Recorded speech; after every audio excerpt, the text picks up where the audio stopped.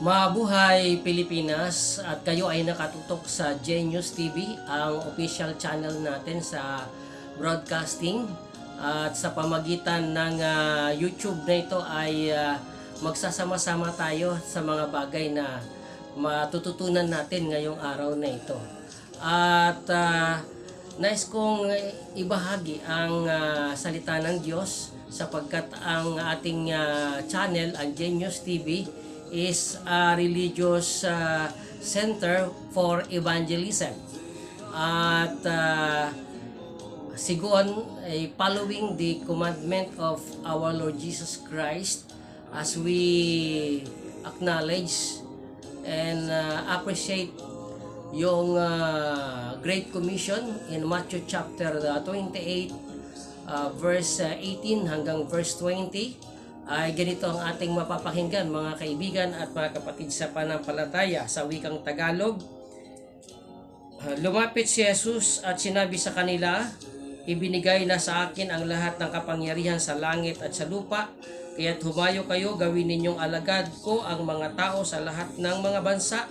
Bautismuhan ninyo sila sa pangalan ng Ama at ng Anak at ng Espiritu Santo, at turuan ninyo silang sumunod sa lahat ng iniutos ko sa inyo. Tandaan ninyo, ako'y laging kasama ninyo hanggang sa katapusan ng panahon." Pinagpala ng Diyos ang mga salitang ito.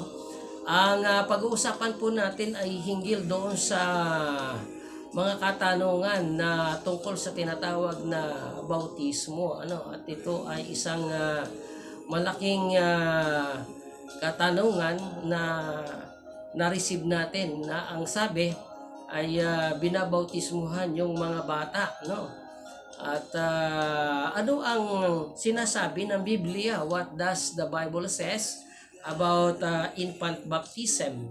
Una, ang binasa natin ay talagang mayroong command to be baptized ang lahat ng mga tao. Pero i-category natin yung mga tao na ito. Alamin natin yung mga tao na ito kung sino yung dapat bautismuhan, At makikita natin kung ano ang sinasabi ng banal na kasulatan.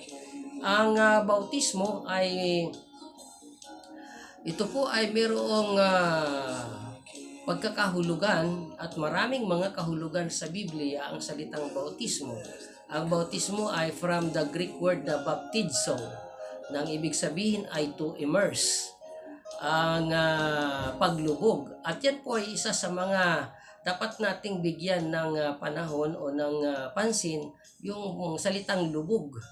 Kasi yan ay napakahalaga na kahulugan at pagpoproseso ng isang tao. Una, ang bautismo ay isang paglalarawan ng kamatayan ng ating Panginoon Kristo. Yan ay kamatayan, paglilibing at pagkabuhay na maguli. Yan ay isang paglalarawan. Ngayon, kanino ikinakapit at kanino dapat isagawa ang salitang bautismo? Ang bata po ba ay dapat bautismuhan? Yan ay isang malaking katanungan. Ang wika ng ibang mga komentarista ay maging sa Biblia ay sinasabi niya, why we do not baptize infants? Bakit hindi po tayo nagbabautismo ng mga bata? Ito po ang mga dahilan. Una na mga dahilan ay because baptism is a public confession of faith in obedience to Christ. Ang bautismo ay isang public, pampubliko na paghahayag o confession ng kanyang pananampalataya sa pagsunod kay Kristo.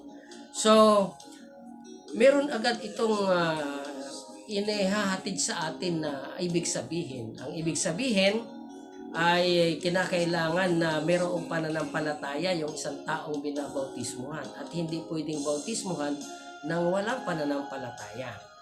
At yung mga bata ay ito ay wala po silang sinasabi ng Biblia na sa kanila nauukol ang kaharian ng langit, at mismo yan sa bibig ng ating Panginoong Jesucristo.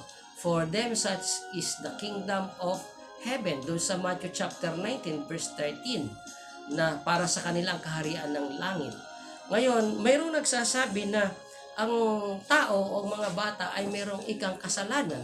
No, merong dalawang ika na kahulugan sa kanila. No, ang narinig natin ay merong actual sin at saka merong original sin. Yung actual sin ay yung mismong tayo ang lumilikha at gumagawa. At yung original sin, ang wika nila, iyan ika yung kasalanan ng ating mga magulang at dala-dala natin, mga kaibigan at mga kapatid. Kasi may mga ginamit silang mga talata at nais kong basahin upang matulungan tayo kung paano natin unawain ang banal na kasulatan patungkol dito sa pagbabautismo. Why we do not baptize infants, mga kaibigan at mga kapatid. Dito sa talataan ng banal na kasulatan, unang-una, ginamit nila yung Lamentation, chapter 5 verse 7, mga kaibigan at mga kapatid sa pananampalataya. Dito sa tinatawag na Lamentation sa chapter 5 verse 7, ang wika dito, nagkasala nga ang aming mga ninuno at dahil sa kanila kami ay nagdurusa, mga kaibigan at mga kapatid.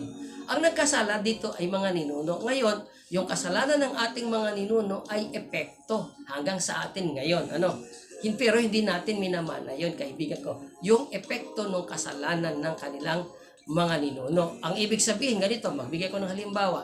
Yung babae, sabi ng ating Panginoon sa simula pa, dahil ginawa mo yan, nagkasala ka, simula ngayon, maghihirap ka ng panganganak, o hanggang ngayon, dala-dala po yan ng mga kababaihan natin na nanganganak. Hirap na hirap sila, nasa bingit sila ng kamatayan. Nagkasala si Adan, di ba? Nagkasala si Adan. Sabi ng Panginoon, mula sa pawis mo, ikaw ay kakain ng tinapay. Dala-dala po natin yun. Yun po ang epekto. Pero yung kasalanan ni Adan ay hindi po natin kasalanan yun. Kaibigan ko at kapatid sa panampalataya. Ito ay sinagot ng Jeremiah. Tingnan po ninyo itong Jeremiah na ginamit din nila na talataan, mga kaibigan at mga kapatid sa panampalataya. Itong kay Jeremiah chapter 31 verse verse 29. Ganito po ang pagkasabi, mga kaibigan at mga kapatid. Pagdating ng panahong iyon, hindi nila sasabihin, ang mga magulang ang kumain ng ubas na maasim, ngunit ang mga anak ang nangingilo ang mga ngipin. Mga kaibigan, ano bang ibig sabihin nito? Nais nating malaman at ituwid natin yung maling kaisipan ng mga tao na yung ating mga magulang ay kumain noong maasim na ubas, pero ang nangilo yung hindi kumain. Halimbawa, ganito, kumain siya ng isang tinatawag na sampalok na maasim. Habang tinitingnan mo siya pero hindi ka kumakain, ikaw ang nangingilo. Ikaw ang naglalaway, ikaw ang tumutulo ang laway, di ba? Pero yung kumakain, hindi. Dahil sila ang kumakain. Ganun yun, mga kaibigan at mga kapatid ko sa panampalataya. Yung kumain, yung nagkasala, yun ang mga wika. Magkakaroon ng tinatawag na kundi sa atin ang epekto na sinasabi. Halimbawa, nagkasala yung ating mga magulang, di ba? And then, sino ang tumubo? Sino ang nagkaroon ng epekto? Si Kristo ang nagsaper. Tinubos tayo ni Kristo. Ganun yun, mga kaibigan. Yung kasalanan ng ating mga magulang hanggang sa atin ngayon, nang dumating si Kristo, ang wika, si Kristo ang umako ng ating mga kasalanan. Pero si Kristo walang kasalanan. Di ba? Walang kasalanan si Kristo. Siya'y banal, siya'y holy.